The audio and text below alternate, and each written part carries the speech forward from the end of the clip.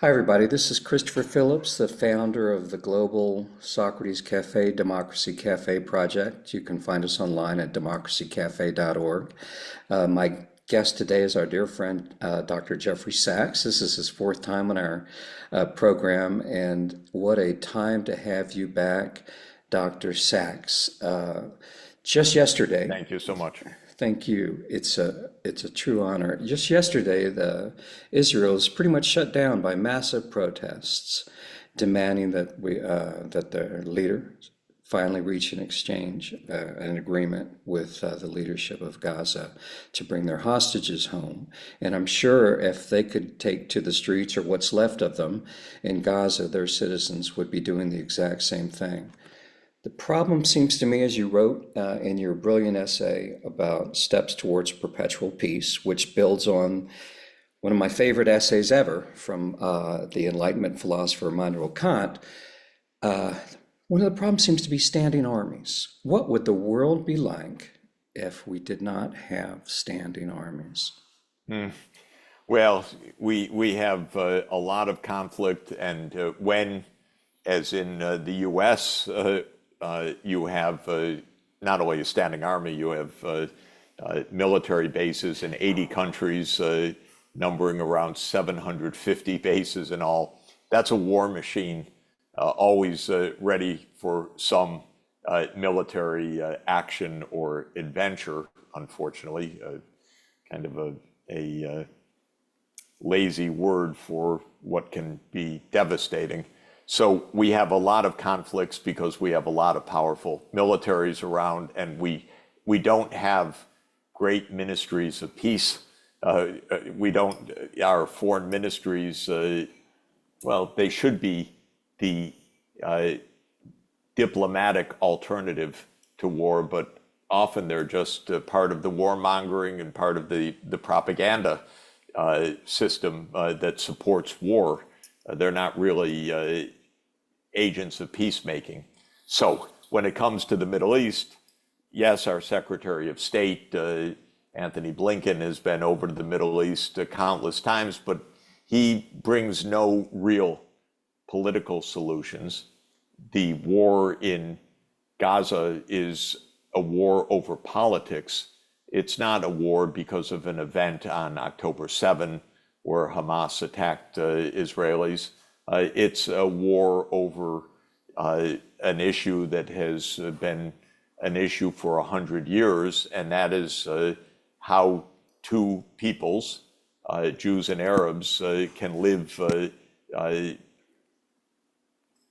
next to each other in the same places in this narrow stretch of land between the Jordan River and the Mediterranean in peace. And that issue has not been resolved. And to my take, the Israeli government doesn't offer any solution to that. And so Israel not only finds no peace, it's engaged in endless and increasingly cruel and reckless war against the Palestinian people, whom Israel has left without political rights. Mm-hmm. And this is the essence of this conflict.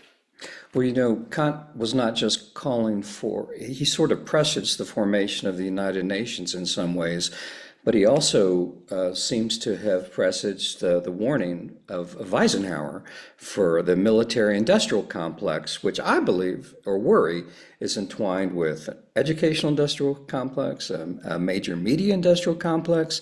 New York Times reporter actually just fell hook, line, and sinker for the spins that there were weapons of mass destruction hidden somewhere. And so philanthropic industrial complex, I feel like these are all entwined, actually could be used to subvert open societies rather than foment and facilitate the opening up and the formation of a world citizenry where we all have mechanisms and institutions that we can go to when we feel we've been wronged. In 1945, at the end of World War II, there were two ideas on the table that were not the same and that were in some ways opposed to each other. One was the idea of a United Nations built upon the failed League of Nations, but updated and upgraded, and the brainchild of Franklin Roosevelt. And the other idea on the table was U.S. Dominance of power, or U.S. hegemony. The idea that at the end of World War II, the U.S. was the sole nuclear power because of the atomic weapon that had been created by the U.S. during the war. The U.S. was the only economy left standing of any significance. There had been precisely one day of attack on U.S. territory, Pearl Harbor. Other than that, all of the destruction took place in Europe and Asia, not in the U.S. So the U.S. dominated the scene, and the U.S. Strategists decided from the start, well, the U.S. has to do everything to promote its power. The great enemy will be the Soviet Union, and so we need to at least contain the Soviet Union, if not end it. Now, that led to the Cold War, and there are different interpretations of the Cold War, that it really was Stalin's aggression that caused it.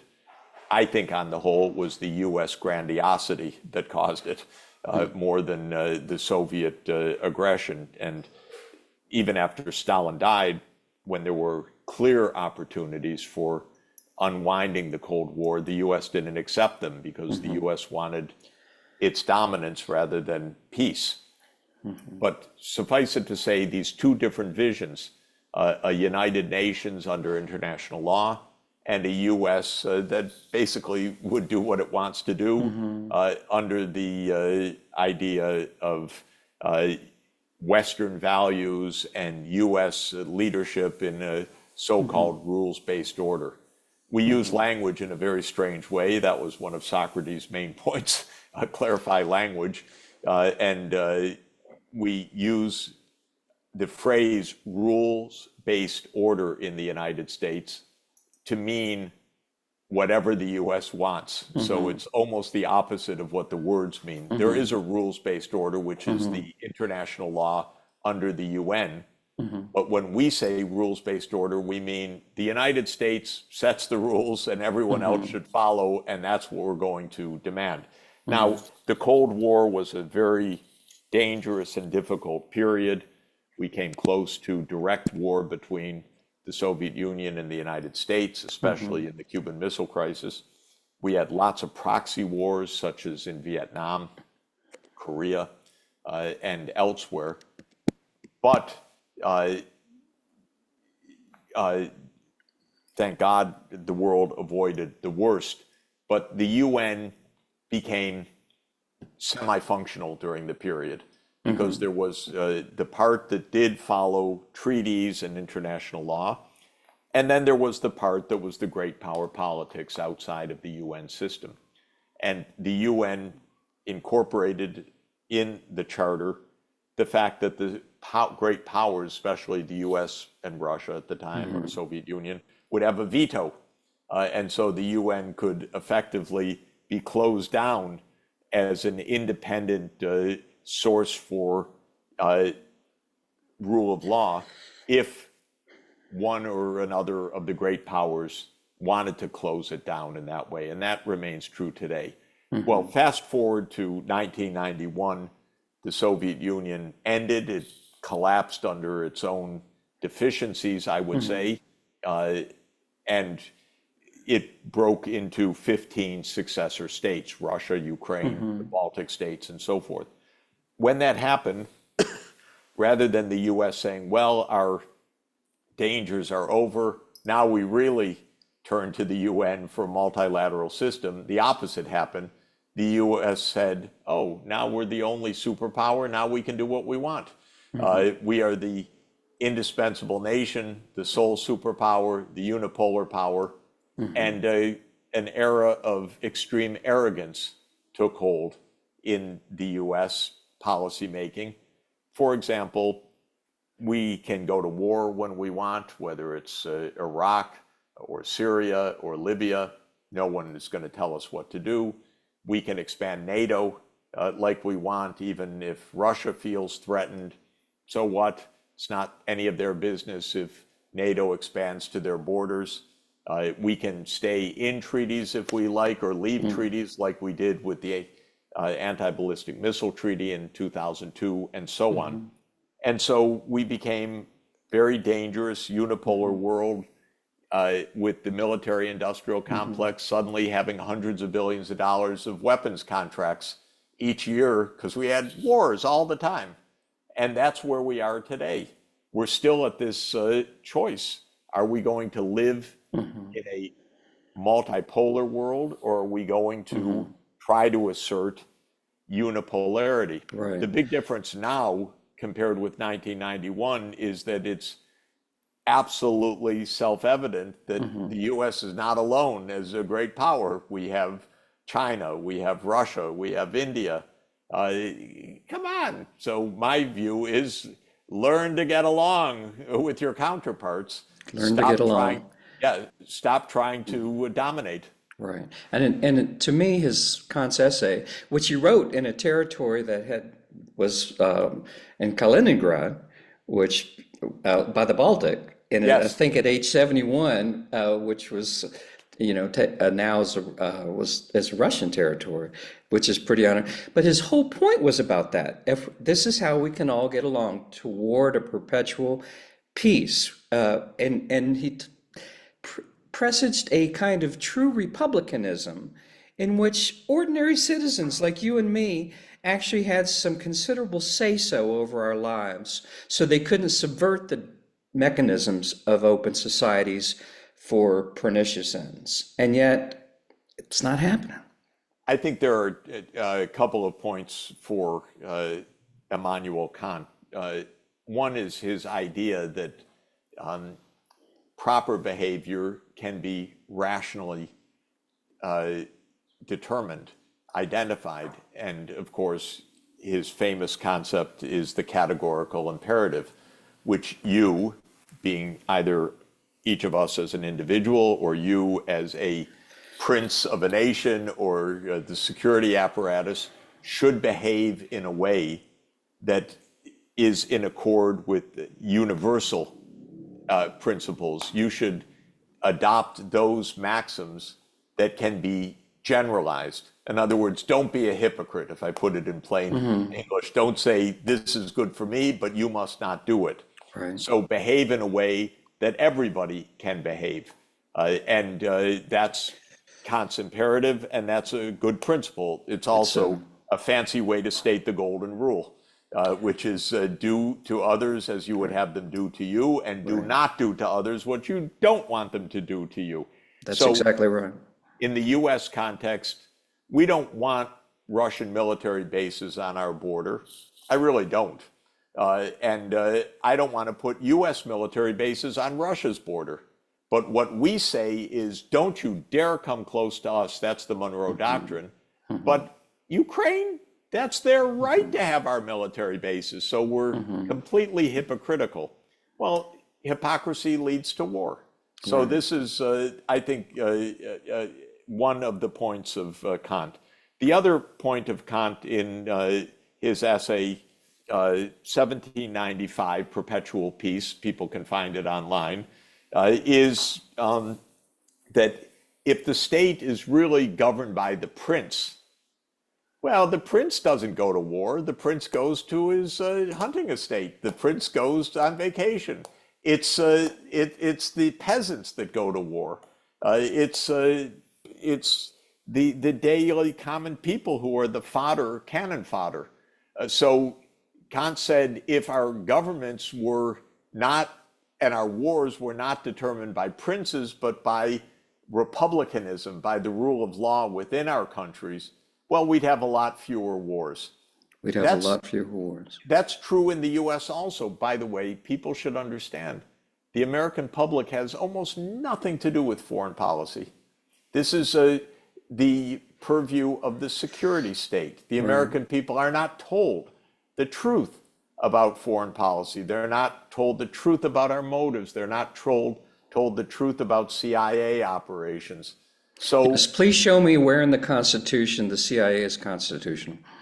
the CIA is completely illegal in its operation and design because in my opinion, there's a law which supposedly governs the CIA, which is the 1947 National Security Act, but it's based on secrecy, confidentiality, and being above the law. And the CIA directors have all believed that, or almost all believe that.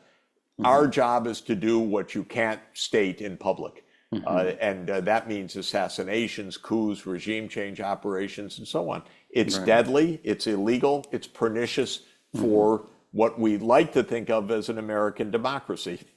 You know, with all their flaws and foibles, my fellow Virginians, James Madison and Thomas Jefferson, they basically were trying to create and frame a society in which we operate by that Kantian imperative to treat people, our fellow human beings, as ends in themselves, not as just means. And we've lost that. And I try to practice that as a father. Yeah. When our leaders treat others as pawns, including their own citizens, what happens? This is Well, what, I think they treat us as an annoyance as an annoyance. because why are you asking these questions? It has nothing to do with you. How dare you ask about confidential issues? If someone leaks something, put them in jail for 20 years rather than, well, now we know. You know, this is basically how we're treated.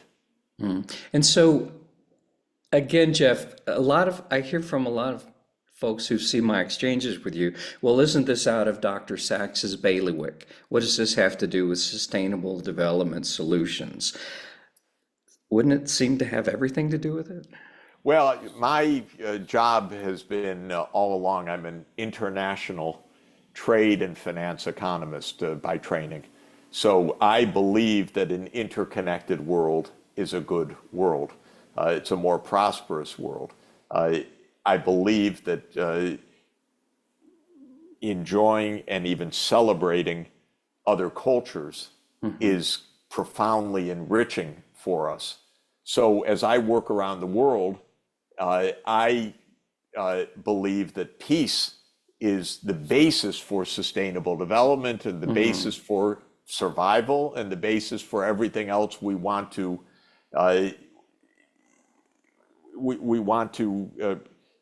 achieve and enjoy for our well-being. And so as I worked in the international side over the years and saw the warmongering, the coups, the regime change operations, the sanction regimes, and so on, to me, that's completely the opposite of what I'm out to try to do myself as a professional and what I believe is good for the world, which is an interconnected, peaceful world.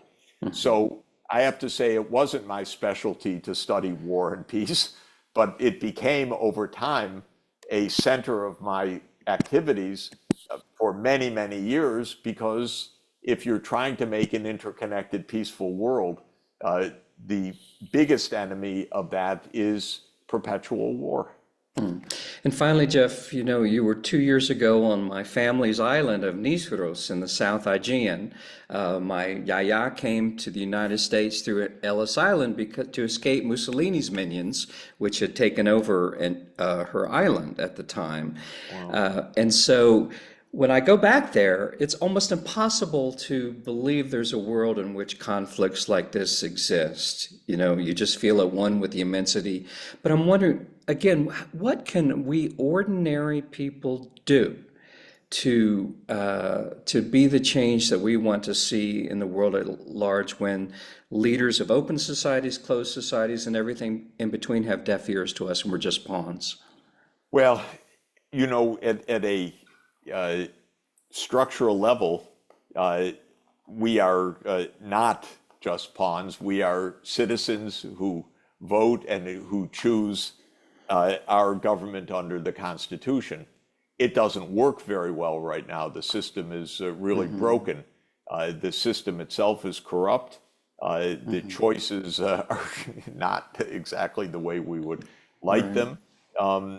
But I think we can't give up on citizenship, on understanding, on demanding peace, security, a better approach, dialogue, and whichever way we do it, whether we're in business or whether we're in education, whether we're in social media, this, I think, is our necessity to speak up for a different kind of world.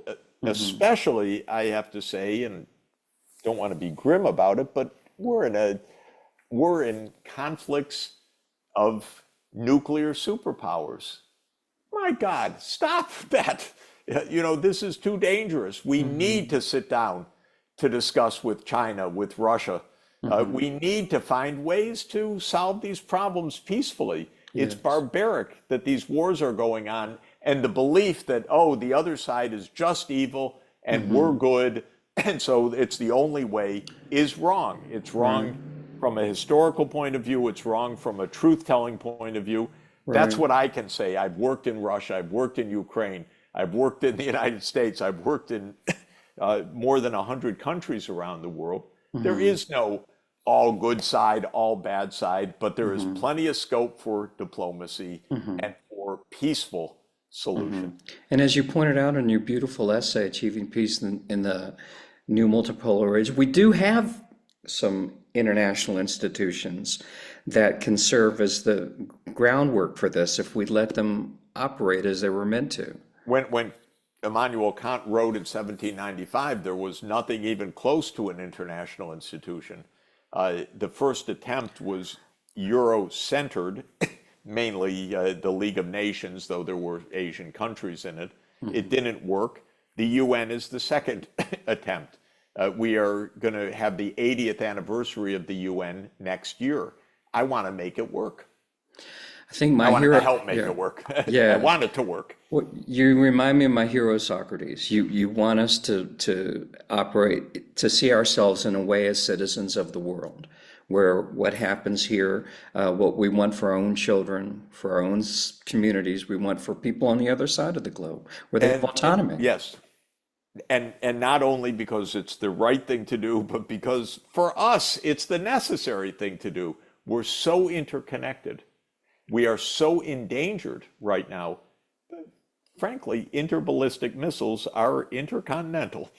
So, you know, let's get real and stop talking about defeating Russia and defeating China and so forth. Let's talk about how we're going to make peace and mutual benefit. Oh, beautifully put.